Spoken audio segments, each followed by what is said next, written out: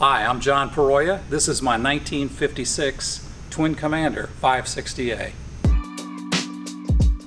In this edition of Flying Doodles, we interview John and then go fly in his Twin Commander. It was really a treat because it was our first time to film in a twin-engine aircraft.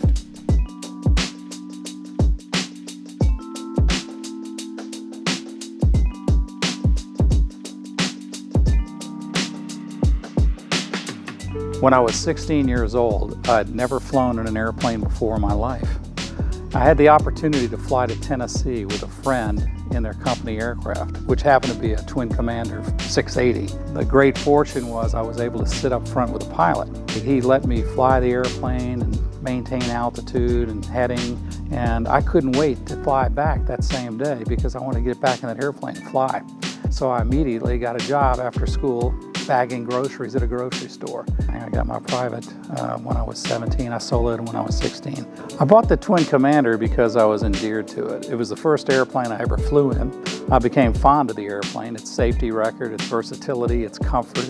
When I decided to buy a twin, I seeked out an Aero Commander, and I found this baby down in Houston, Texas. It's a very comfortable airplane. I can pack my whole family up in this airplane, and we can pack a lunch and have a picnic en route, and it's just an airplane that has a certain charm. It's different. It rides low to the ground. It's very stable. It's a great instrument platform. The airplane feels comfortable at the higher altitudes, but generally speaking, we don't go that far to where we have to carry oxygen. So I keep the airplane between 6 and 10,000 most of the time. The cruise airspeed on this aircraft is about 168 knots, which it's not the fastest airplane in the sky, but it is one of the most comfortable airplanes in the sky. As far as fuel burn, well, that's a different story. These GO 480 engines are 295 horsepower per side with pressure carbs. They burn, I flight plan for 30 gallons per hour. So it's not the most economical fuel burn in the sky, but it's well worth the investment. We have flown this airplane to the Bahamas. We've flown it to the Florida Keys. We have family in Louisiana, so a hop from Texas to Louisiana is very short, so we do that quite often. I have 4 children. 3 of the 4 are pilots that I've trained. My oldest son and oldest daughter fly for Southwest Airlines. My youngest daughter is at Louisiana Tech, majoring in professional aviation. I'd love to promote Louisiana Tech to everyone. It's a great aviation college, great university to begin with. I had an experience once with my Twin Commander. We did owner-assisted annuals, and I became very familiar with how things were done. And on a flight with my family to Florida, I experienced a hydraulic failure, and what turned out to be a chafed hose that they had replaced during this annual. So if it's going to go wrong, it usually happens right after an annual, right? That got me thinking, perhaps if I was able to do my own work, I could do it right. So I began studying and logging all the time. I built a rotorway helicopter some years ago, logged all of that, and decided to go after my A&P license. Several years later, I was able to upgrade and get the IA as well. So I'm able to do all my own work, and I know it's going to be done right. I live on an airport community, Eagles Nest Estates. It's one of maybe over a dozen airport communities in the Metroplex. The field here is about 3,200 feet, so that's a little tight during the summer with high density altitude. I'm load restricted then, but it's adequate for this airplane. The camaraderie of living on an airport community, it's hard to describe. We have 89 homes here at Eagles Nest. We have over 50 aircraft based here. Everyone knows everyone else. We have gatherings, get-togethers, flyouts. You have your passion in your own backyard. You get to live with your aircraft right there. Go out pre-flight, hit the runway and go. Nothing like it. That's about it. All right, so you ready to go fly? Sure, let's do it. All right. John had already completed his pre-flight inspection earlier that morning, so all he had to do was pull the airplane out, and we were ready to go.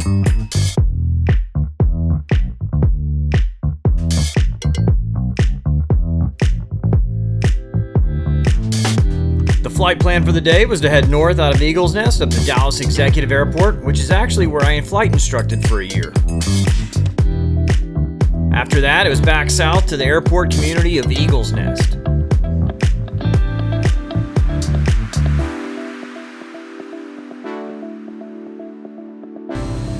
Engine warm up a little bit. Doesn't take long in this hot summer heat. Yeah, I know. course, with the engine started, it was time to do a run-up and complete the pre-flight checks.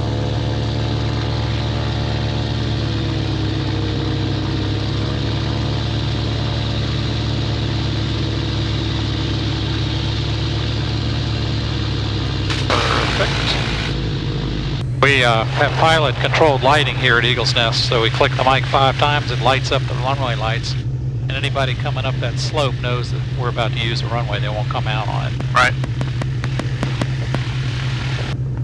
Eagle's Nest traffic, Twin Commander 124 Juliet Pop is back taxiing 17 for departure at Eagle's Nest. That's pretty convenient. I mean, Right here. yeah, I know. It's a wonderful thing about living here.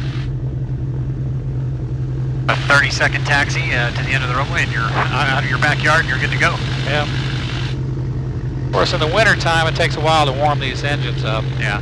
So a little bit longer ramp time, but not much. Okay, final items. Press for your safety locks hot. Boost pumps, lights, camera action. Okay. We are ready to go.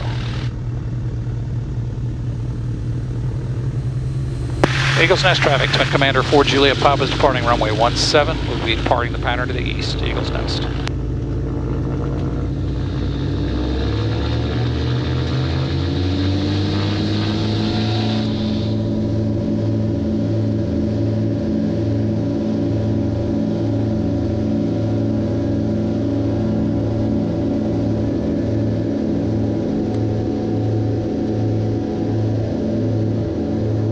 Positive rig, gear up.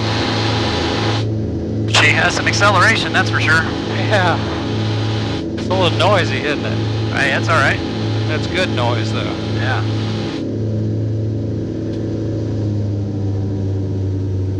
You notice with geared engines, we come back with the props first, like I was talking about on the ground. Clear left. Very clear. Eagle's Nest traffic, Twin Commander 4 Juliet Papa is departing the pattern to the east, Eagle's Nest. Yeah, she flies pretty nice. It's smooth, you know. Yeah. Handles the bumps well if it's a little bumpy here and there.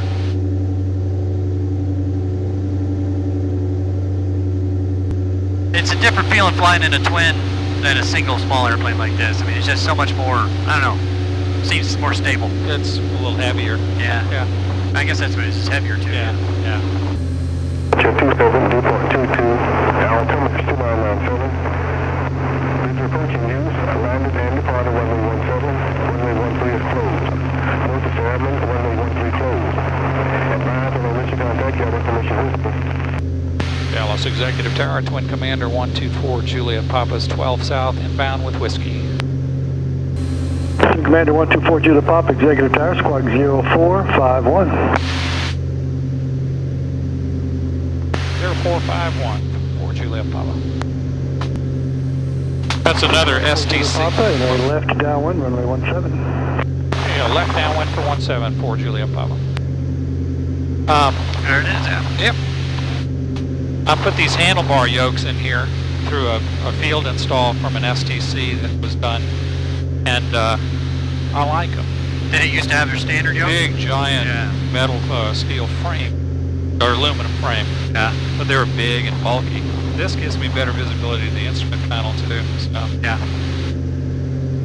Twin Commander 4 Juliet Papa, runway 17, clear to land. Wind is 1706. Clear to land, runway 17. Twin Commander 4 Juliet Papa. Descent 35 Charlie Roma, Executive Tower, runway 17, clear for takeoff. Traffic is a Twin Commander on the left downwind. Runway 17, clear for takeoff. Skyline 5 Charlie Romeo, looking for the Twin Commander.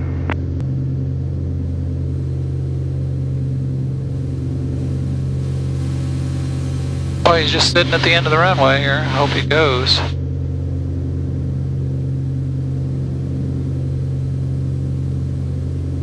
There he goes. Yeah, there he goes. Clear right. You're clear. Okay.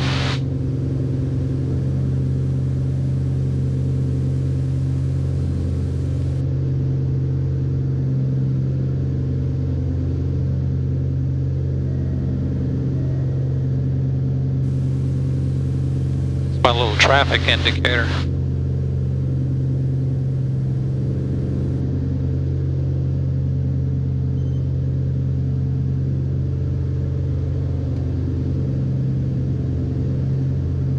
Skyline 5 Charlie Romeo, when able, squawk 5214. 5214, Skyline 5 Charlie Romeo.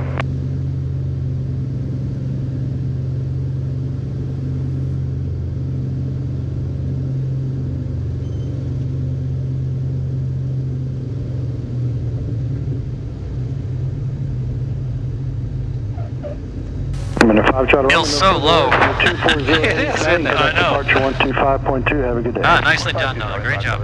Thank you. Executive Tower, Cub 6233 Hotel, runway 17, ready for takeoff. It was a quick taxi into the main terminal of the airport because we decided to have a little brunch. They used to call these $100 hamburgers, but I'm sure it's a lot more expensive than that now, right? 30 gallons an hour. Yeah.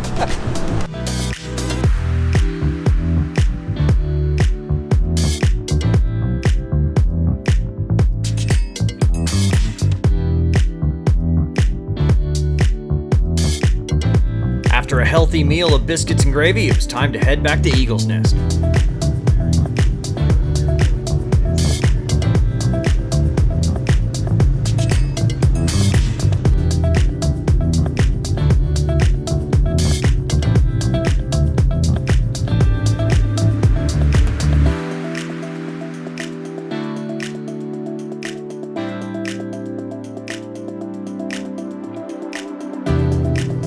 The runway being so narrow at Eagle's Nest can often make you feel like you're higher and further away than you actually are.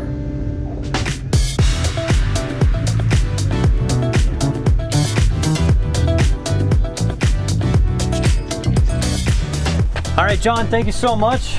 Bobby, it's been a pleasure. Yeah, it was great, great flying. I've never flown one of these before, and thank you so much. Come back anytime. We love to fly. We'll do it. Okay.